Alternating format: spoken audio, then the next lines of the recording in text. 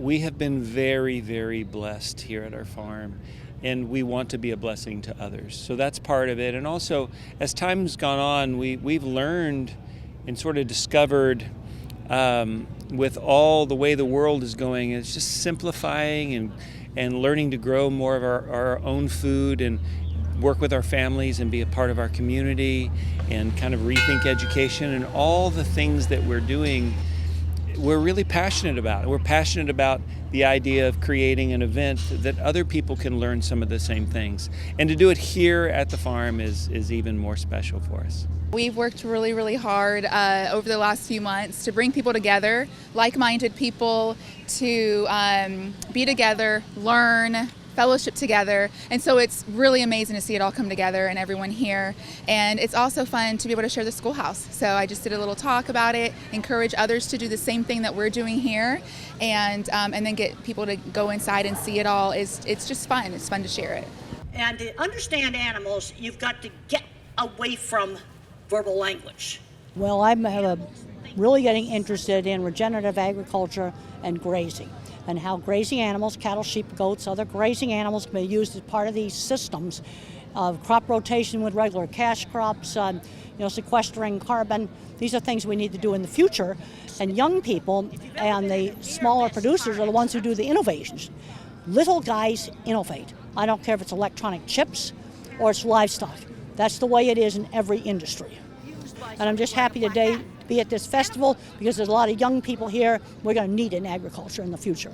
It's hard for some people to get out and homestead, if you will, and I understand that. But if they understand what healthy, nutritious food is and where it comes from, they can support that economy, if you will, by finding local suppliers of that, help the little guy, help their own personal health. I always look at it that I'm quite happy to spend more on my food every day of the week than my medicines. And unfortunately, we've got that turned upside down in the United States if you do the math. We actually found out this is the first one, so hopefully we can come back every year. This is really, really a nice place. And we found out that Rory sings, so we thought that was cool, learning more about him and what he does here. And I think it's an amazing thing to draw people to this and learn all they can about the farm and stuff, I think.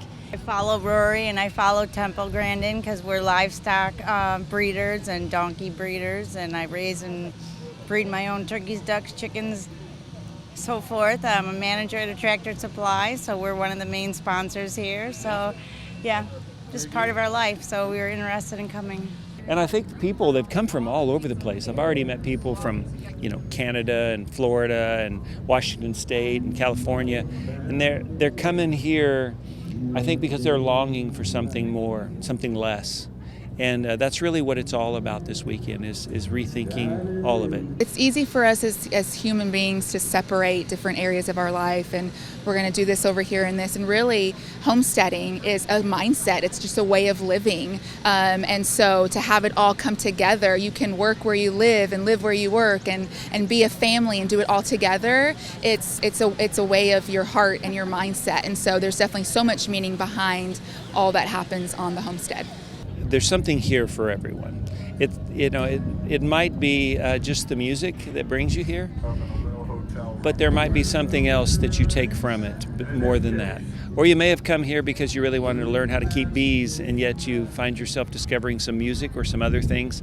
But I think there's something for everybody. And in Farm Bureau, we were mentioning earlier that my wife and I did. I remember they used to cater, our little restaurant would cater their big events, which was a big deal back then. And they brought Joey and I in to play one time, and we sat in a big room and played for, I think, your young farmers, which was so special. And we had no idea where we were going and what God was going to do with all that. And this just feels like it's one thing to have played in a room full of farmers.